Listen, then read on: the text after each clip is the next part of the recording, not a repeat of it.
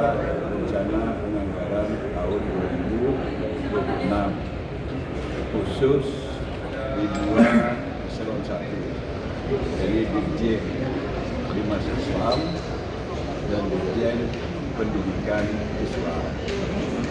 Juga tadi dibahas tentang dukungan yang sudah diberikan oleh Presiden melalui Mensesnek, dan ternyata mendapat dukungan yang sama dari Komisi 8 agar Dirjen Pesantren segera direalisasikan. Dan itu juga tentang pengalokasian dana abadi pesantren yang selama ini di atas kertas itu sudah diamankan, tapi realisasinya masih belum seperti yang diharapkan. Dan tentu saja di atas semua pembahasan itu, Komisi 8 menginginkan agar dibuat grand design tentang pendidikan di Dirjen Pendis agar nampak berapa jumlah guru, berapa yang sudah tersertifikasi, berapa yang belum, berapa jumlah guru-guru madrasah swasta, juga dari pesantren, agar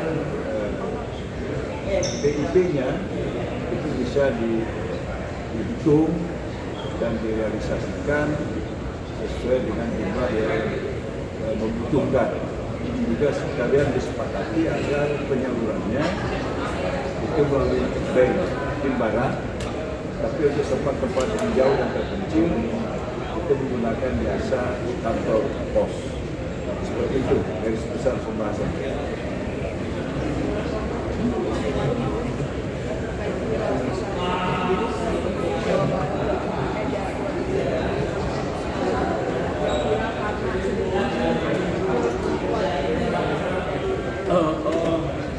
Tadi juga ada disimpulkan, ada surat keputusan dari Dirjen Pendis tentang madrasah dan pesantren ramah anak.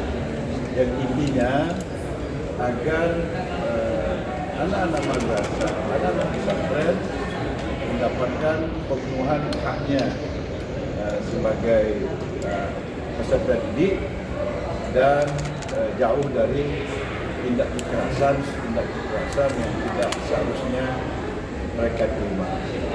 Tentu saja kasus-kasus itu mungkin tetap ada ya, tapi kita tadi sepakat agar ke depan pengawasannya lebih ditingkatkan agar peristiwa itu bisa dihindarkan.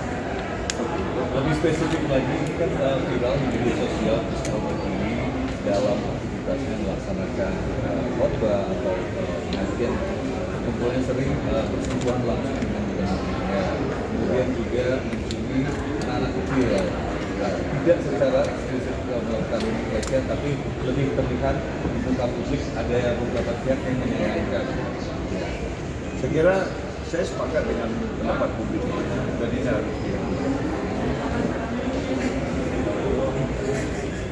ya, tadi kan sudah kita sampaikan pengawasan itu termasuk itu supaya itu tidak terulang, maka terhadap yang bersangkutan memang harus ada upaya mengembalikan kepada posisinya dan tidak terulang perbuatan. Jadi kita sepakat dengan pendapat publik bahwa itu tidak benar. Seperti itu.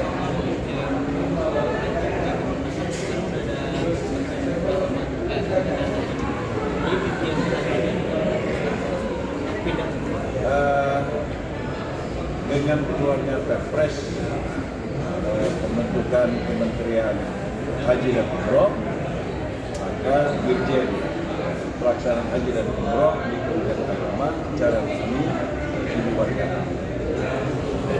Jadi tentang personilnya itu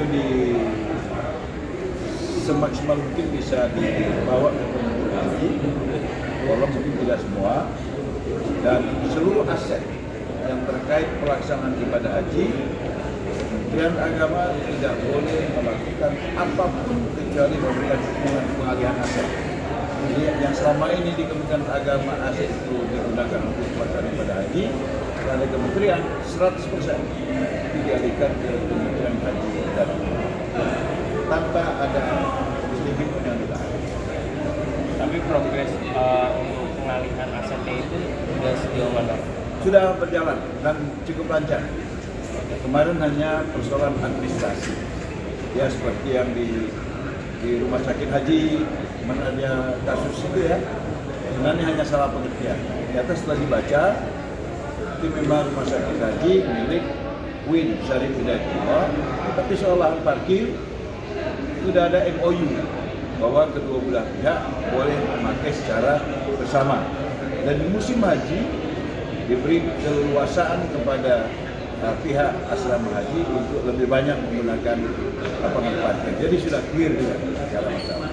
Kemudian tentang penggunaan gedung di Tamrin, itu oleh Mensesnek disepakati bahwa penanggung jawab lapangan banteng itu adalah Kementerian Agama, penanggung jawab Tamrin adalah Kementerian Haji.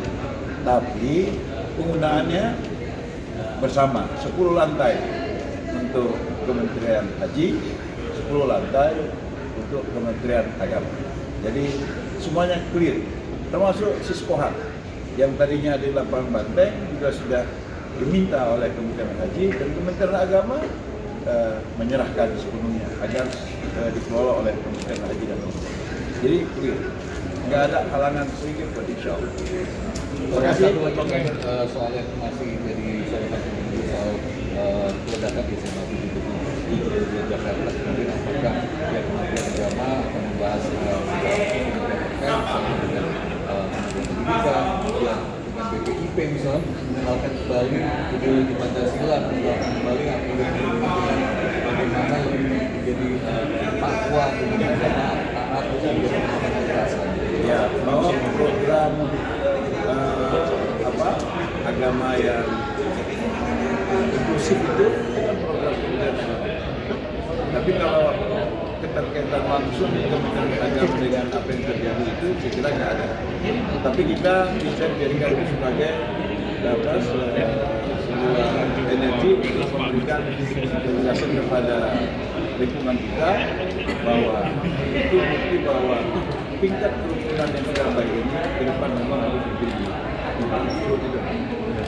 Terima kasih ya. Terima kasih, Romo.